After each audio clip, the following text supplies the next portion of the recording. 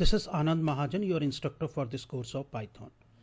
In the previous lectures, we have learned how to create database, how to create tables, and how to show the data which is present in the tables. This video is brought to you by Appy Pie Academy. Now we are going to apply a very important SQL statement in the Python script, that is insert SQL statement. The insert statement is used to insert the new record into the table.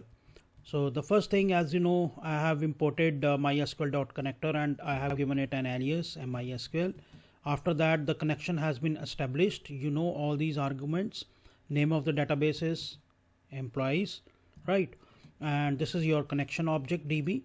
After that, in order to execute SQL statements, as you know, we are supposed to issue this cursor function through the connection object DB. So I have written cur is equal to db dot cursor, and it will go into the cur object. Okay, so far so good.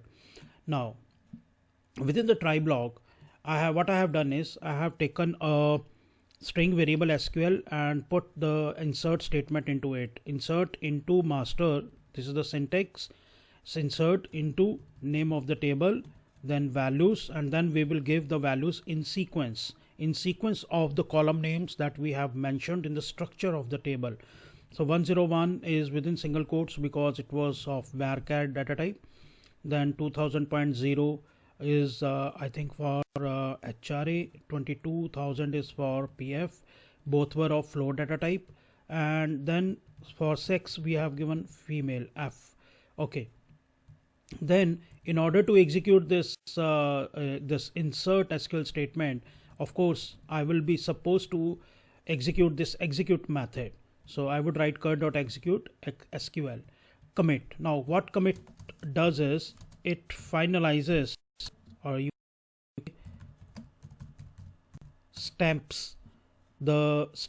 final stamp on the execution of the statement. It finalizes the insert statement, not only insert statement but other statements also. So it finalizes the insert statement db.commit, and after that cur.execute select star from master. Why I have used it? So that we can check out whether the new record was inserted or not. And as you know about fetch all, using fetch all I have put the result into call result of select statement. Then for var loop I have applied this for loop and print all the records.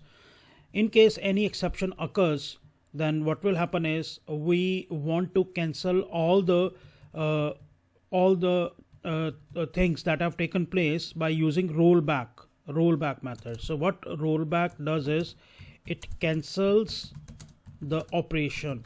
If any operation has taken place, it will be cancelled by this rollback function. So then this will happen, rollback will happen only if some exception occurs, some error occurs within the try block. Otherwise this is not going to work. So lastly, we have preferred to close our connection. It's a good habit to close the connection by writing the connection object dot close method. Close function closes the connection with the MySQL server. Right, now let me execute this program. Control Shift F10.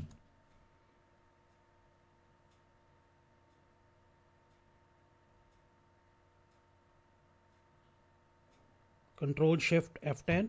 As you can see, the record is being shown, the record that was inserted.